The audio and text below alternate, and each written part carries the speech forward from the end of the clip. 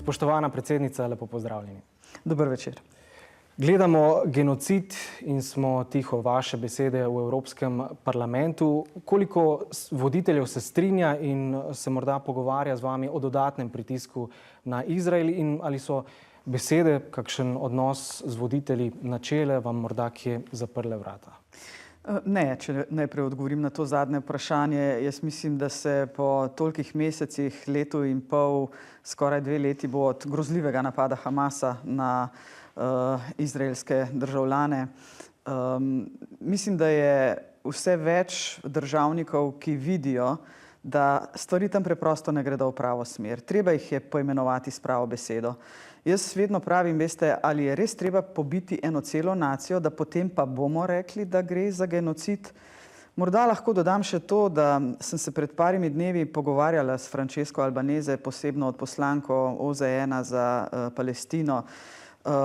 Ona večkrat v svojih izjavah to poudarja in je izkušena mednarodna pravnica. Rekla mi je, gospa predsednica, kako naj poimenujem to dogajanje drugače kot genocid, če ga vidim, gledam, poslušam, berem, raziskujem. Skratka, tudi v Evropski uniji se države pogovarjamo o sankcijah proti Izraelu, predvsem pa seveda Slovenija veliko dela v varnostnem svetu, kjer je pravzaprav to na dnevni agendi in mislim pa, da ga ni državnika, ki si ne bi želel, da se to konča. Torej, so bile vaše besede pravzaprav dobrodošle? Jaz bi rekla, da ja, več je bilo pozitivnih odzivov kot negativnih. To pa z zagotovostjo lahko zatrdim. Ko sem se pogovarjala s svojimi kolegi, sodelavci, so rekli, da je 90% odzivov pozitivnih. 10% jih je seveda negativnih, to sem pričakovala, ampak nič za to. Jaz mislim, da slovenski narod čuti, kaj je prav in kaj je narobe. In jaz sem prepričana, da je Slovenija v teh zavzemanjih za solucijo dveh držav, za to, da se ta morija v Gazi preneha, na pravi strani zgodovine. V Gazi je že več kot 55.000 mrtvih, veliko otrok je med njimi. Prav danes je Izrael obsežno napadel Iran. Je napočil čas za kričanje o genocidu in kričanje z namenom, da se prekine neke vrste samovolja Izraela? To, kar se danes dogaja na Bližnjem vzhodu, zagotovo mirovnim procesom in procesom o oboroževanju z nuklearnimi, torej z jedrskimi konicami, ne prinaša nič dobrega. Nasprotno, dela škodo. Sama sem goreč zagovornik dialoga. Z Iranom se je mednarodna skupnost pogajala o jedrskem orožju in Izrael je žal ta pogajalski proces prekinil. Ampak veste, kaj pa pravzaprav na koncu ostane mednarodni skupnosti? Ali se bomo res gledali skozi puškine cevi, ali bomo sedli za skupno mizo na čisto vsakem žarišču, ki ga danes ta naš planet Zemlja gleda in posluša, kjer ljudje umirajo.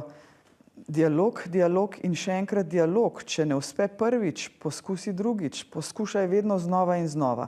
In jaz mislim, da je diplomacija tista, ki mora opraviti svoje delo, predvsem pa zaveza nas, politikov, državnikov, da je dialog in pogovor na koncu, in v to iskreno verjamem, res edina rešitev. Rekli ste prej, stvari je treba poimenovati s pravo besedo. So vas presenetila stališča nekaterih, med njimi je tudi nekdanji predsednik Borut Pahor, ki pa menijo, da mora o tem, ali je genocid ali ne, najprej odločiti sodišče. Ko se zgodi neko kaznivo dejanje, neka morija in vsi to gledamo, ali bomo res čakali, da se izvrši do konca, v primeru Palestine, da bo pobitih vseh 2,5 milijona Palestincev, ki še prebivajo v Gazi, da bomo potem pa vendarle rekli, da se je zgodil genocid? Ne. V tem primeru je po mojem mnenju treba ločiti seveda tisto kazensko-pravno odgovornost in moralno obvezo nas, da o stvarih govorimo na glas in da jih poimenujemo s pravim imenom. In vse več nas je takih, ki o tem govorimo. Tudi mednarodno kazensko sodišče, mednarodno, meddržavno sodišče se bosta morala spopasti s temi zadevami. Nenazadnje, veste, je Južna Afrika vložila tožbo proti Izraelu zaradi genocidnih ravnanj in sodišče meddržavno je tudi sprejelo že začasne ukrepe, kjer je jasno Izraelu naročilo, naj se genocidnih ravnanj vzdrži in da naj omogočijo, to je pa najbolj bistveno, če mene vprašate, dostop do humanitarne pomoči. To je že reklo sodišče. In sodišče bo moralo reči tudi o glavni stvari potem, ko bo odločalo o tožbi nasploh. Dva primera iz zgodovine že poznamo. Čez nekaj tednov bomo praznovali 30. obletnico genocida v Srebrenici. Sama se bom v imenu Republike Slovenije odpravila na to komemoracijo. Ampak veste, tudi tam je recimo predsednik Clinton leta 2003 rekel, da gre za genocid in je sodišče leta 2007 to potrdilo. Skratka, v takšnih najbolj grozljivih primerih, najhujših mednarodnih zločinov, preprosto ne smeš biti tiho in mislim, da je prav tako. No, prav nekdanji predsednik je zanimivo spet odprl razpravo o domnevnih stricih iz ozadja, ki so mu omejevali vladanje in ugotovil je, da ni on tisti, ki določa stvari, kot je dejal, ko je bil predsednik vlade, pa kar najprej poglejmo njegovo izjavo. Pravzaprav nisem bil jaz tisti, ki je določal stvari, ne morem reči, da ne vse, ne. Nekatere gotovo, ampak v globalu je moč nad celotnim blokom leve sredine bila izven naših strank. In je še danes. In je še danes. In je še danes. Vi ste dejali, da ste se s pritiski in interesi srečali pri predlogu Saše Jazbec za novo guvernerko Banke Slovenije. Ste ob tem morda vi dobili občutek, da premierja Roberta Goloba obvladujejo strici iz ozadja? Ne. Jaz se s tem pravzaprav sploh ne ukvarjam, ampak dajmo se raje vprašati, kakšen politik, državnik pa si, da pustiš, da ti nekdo iz ozadja dirigira, kaj moraš ali česa ne smeš početi. Tudi če poskušajo, je treba imeti hrbtenico in povedati in reči ne. Jaz sama sem večkrat povedala, da se pogovarjam s tistimi, s katerimi se jaz želim, ko potrebujem kakšen nasvet na področju, ki ga sama ne obvladam dovolj dobro, seveda to naredim na moje lastno pobudo in potem se sama na koncu odločim, kako in kaj. Vselej se govori o stricih iz ozadja. Kje so tete? Morda poznate kakšne tete? Ne. Je to potrditev, da živimo v patriarhalni družbi? Ne. Jaz mislim, da je to vse skupaj že pretirano, veste. In jaz upam, da tudi tisti, ki mislijo, da so strici iz ozadja, da se zavedajo, da prvič tega ne bi smeli početi, drugič, da pri odgovornih politikih ne bi smeli imeti nobene moči. No, preden nadaljujemo pogovor, poglejmo še izjavo premierja Roberta Goloba ob druženju s podjetniki. Dati raje 10 milijonov nekomu, ki še ne ve točno, kaj bo delal. Bo pa povezal najbolj pametne ljudi v panogi in bo rezultati itak prišli sami od sebe. Pa nihče ne bo vedel 2 leti nazaj, kaj bo prišlo ven, pa bo prišlo. Ampak to je popoln zasuk od vseh konceptov javnega naročanja, od vseh konceptov protikorupcijske zakonodaje, od vseh konceptov, kako naj se pelje javna uprava v Sloveniji in v Evropi. Razmislite, ali ste v stanju skupaj narediti en projekt. Tle gre za direktno naročilo, država lahko naroča mimo javnega naročanja, tako da tle ne bo verjetno problemov s KPK-jem. Verjetno. Jaz priporočam, da se naredi, da združite vse sile umetne inteligencije, kar jih imate, prijete enkrat mimo, bomo malo lobirali nezakonito, boste vsi deli korupcije, ampak sem siguren, da bomo naredili nekaj dobrega. Komisija za preprečevanje korupcije se je odzvala na te besede. Takšne besede so nesprejemljive, celo nevarne, je dejal predsednik KPK-ja. Kakšna je vaša ocena, se strinjate s tem? Jaz bi raje rekla takole. Ravno v teh dneh je Komisija za preprečevanje korupcije pripravila akcijski načrt, kako se bolje in bolj učinkovito boriti proti korupciji v Sloveniji. Upam, da se bo vlada tega projekta lotila temeljito, predvsem pa hitro. Zdaj pa morda še o sami izjavi predsednika vlade. Vsi, ki smo na oblasti, ki smo nosilci najvišjih funkcij v državi, se moramo zavedati, kako zelo pomembno je spoštovati pravila, pa če so še tako, da ne bom rekla kakšne bolj krute besede, recimo neučinkovita. Ampak pravila so in mi smo v prvi vrsti, ki jih moramo spoštovati. in narediti vse, da bomo zgled drugim. Premijer Roberta Goloba KPK preiskuje v dveh zadevah. Ostajate pri stališču, da če KPK ugotovi kakršnokoli kršitev integritete, da bi bilo etično pravilno, da premijer odstopi? Jaz bi si predvsem želela, da bi organi pregona hitro reševali take zadeve. Včasih se to vleče, veste, nedopustno dolgo, kar seveda pušča nek odprt manevrski prostor za politična obračunavanja, kar pa zagotovo ni dobro. To odločitev bo seveda na koncu moral pa sprejeti predsednik vlade sam. Torej, ne pričakujete odstopa? Jaz predvsem pričakujem odločitev. KPK-ja. Absolutno. In upam, da bo hitro. Volitve se bližajo. Tako je, bližajo se parlamentarne volitve in kot kaže se izbira precej poenostavlja. Poglejmo še dve izjavi. Jaz bi si želel, da bi se na koncu res soočila dva pola. En pol, ki govori o revanšizmu, z jezikom, če hočete, sovraštva, in drugi pol, ki govori o spoštljivem socialnem dialogu in o graditvi in krepitvi javne države in družbe. Na koncu bo odločitev po moje enostavna, če bo le ta dvojnost dovolj jasno izpostavljena. Ne branimo preteklosti, ampak gradimo prihodnost. Levica brani svojo prirejeno zgodovino. Mi se s tem ne ukvarjamo, mi zgodovino ustvarjamo. Imeli so oni svoje ure in naredili so veliko škode. A sedaj prihaja naš dan, prihaja zora, rumeno sonce in modro nebo in ni te noči, ki je jutro ne bi premagalo. Torej, premijer Robert Golob in prvak opozicije Janez Janša pravzaprav govorite o nekem boju med dobrim in zlim. Boste vi do volitev izbrali stran eno ali drugo? Jaz imam ta privilegij, da nisem članica nobene stranke, imam pa seveda tudi obveznost in odgovornost sedaj na funkciji predsednice Republike Slovenije. Ne bom se postavila na nobeno stran, bom se pa postavila na stran kulture dialoga. In z tega mesta pozivam vse, ki se bodo podali v predvolilno bitko, ta se počasi že začenja, da se zavedajo, kako zelo pomemben je dialog, kako zelo pomembno je, da se, opozarja na napake enih in drugih. Želela bi si brez ideoloških tem kampanje, ampak kampanje, ki je usmerjena v prihodnost Slovenije, prihodnost Slovenk, Slovencev, državljank, državljanov, prebivalk in prebivalcev te naše čudovite domovine. Na to pa bom občutljiva in bom pozorno spremljala seveda predvolilno kampanjo.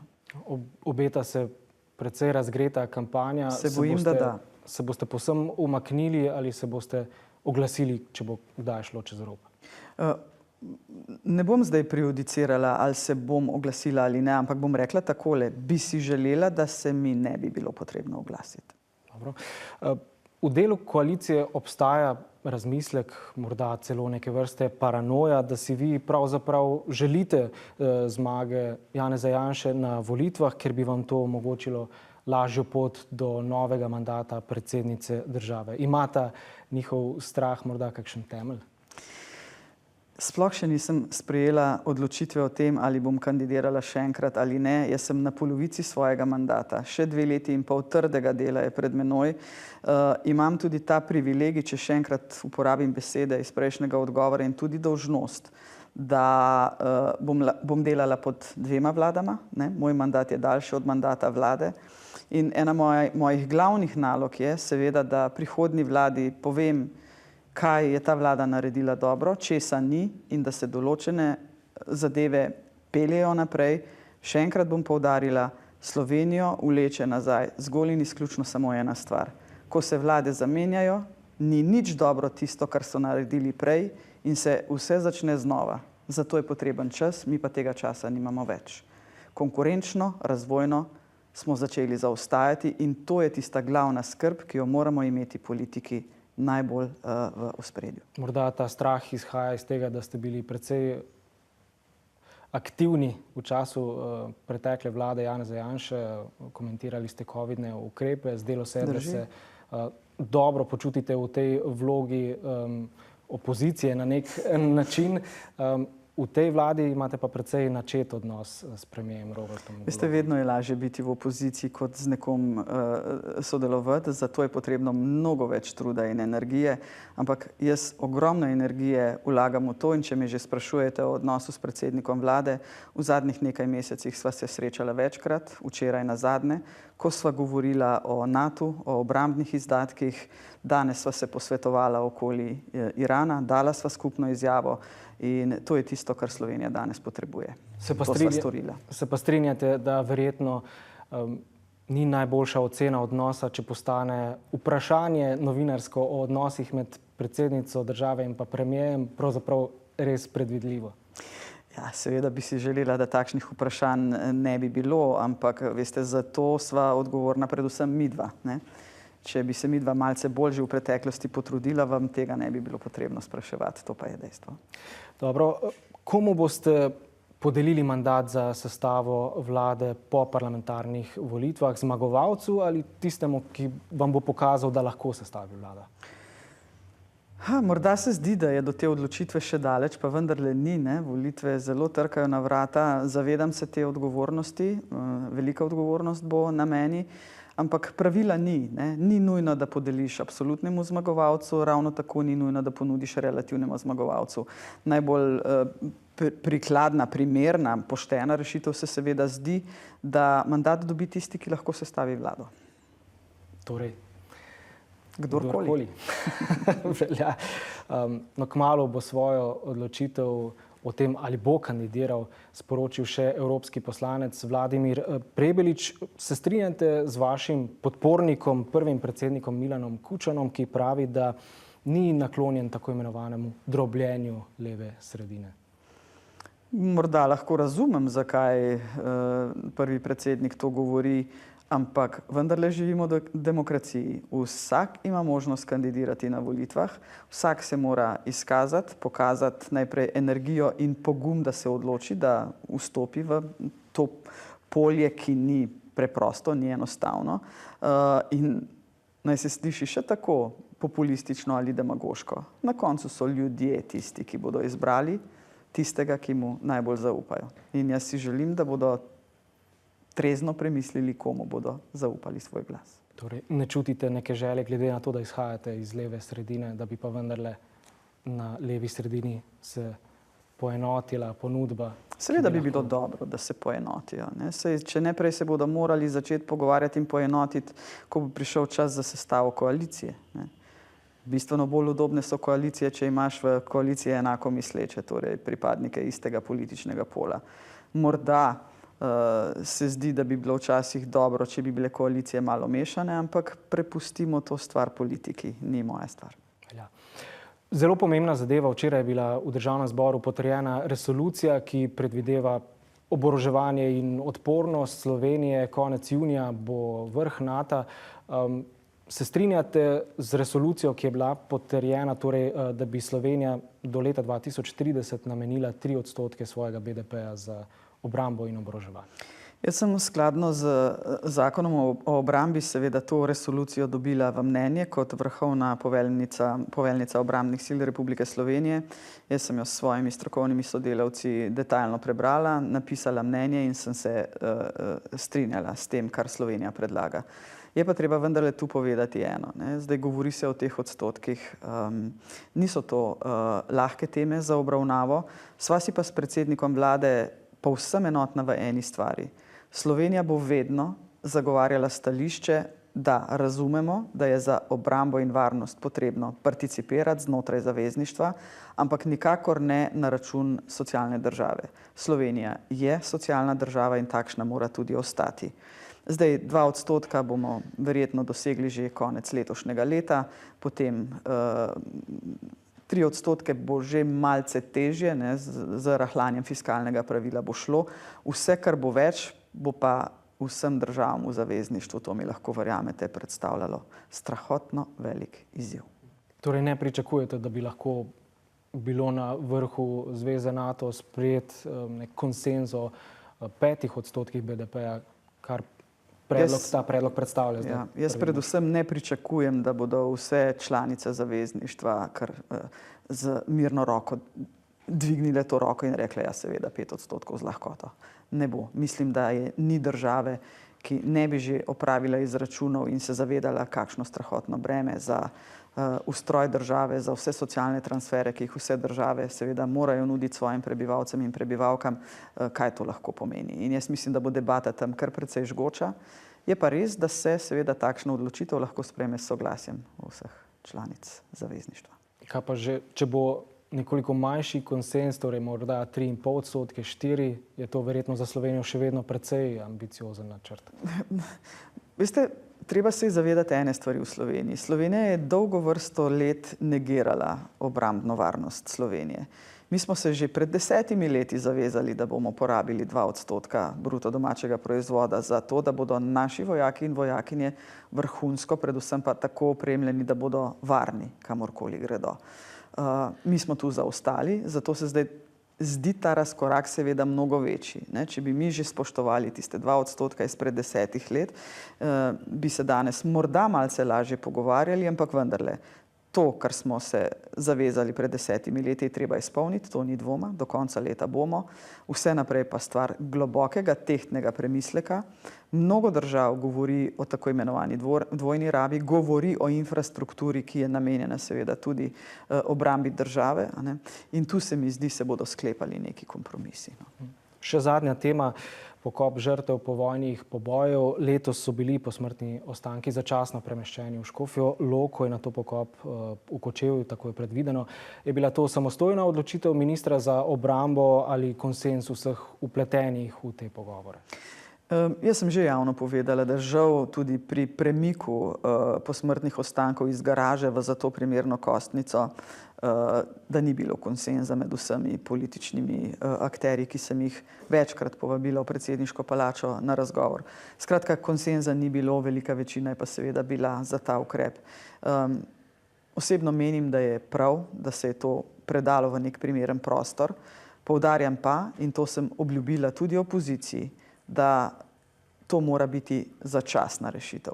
Mi moramo, do volitev bo sicer težko, verjetno nemogoče, ampak po volitvah bomo te teme ponovno lahko odprli in se upam, da uskladili o centralni kostnici, o nekem primernem prostoru za žalovanje, poklon žrtvam povojnih pobojev. To je civilizacijska norma, ki ji moramo slediti vsi in to je naša, bom kar poudarila, skupna dolžnost. Drži, da je tu največji trn v peti pravzaprav ljubljanski župan Zoran Janković? Ljubljanski župan je zelo negativno nastrojen, bom rekla, proti centralni kostnici v Ljubljani, ampak tudi z njim sem se pogovarjala. Zdaj, ali bo ena stran vztrajala na tem, da Ljubljana ali nič in druga stran Ljubljana zagotovo ne, potem se nikamor ne bomo premaknili. Jaz mislim, da se da najti kakšno primerno lokacijo, ki bi morala biti kompromis za vse skupaj. Boste tudi letos vključili v svoj govor ta poziv ob dnevu državnosti? Govor že pripravljam, seveda ne bom pozabila sprave, mislim, da je prav, da jo vsako leto vsaj enkrat tako urbi et orbi na glas omenim. Spoštovana predsednica, najlepša hvala, da ste si vzeli čas za ta pogovor in uspešno delo vam želimo še naprej. Prosim in hvala tudi vam za priložnost.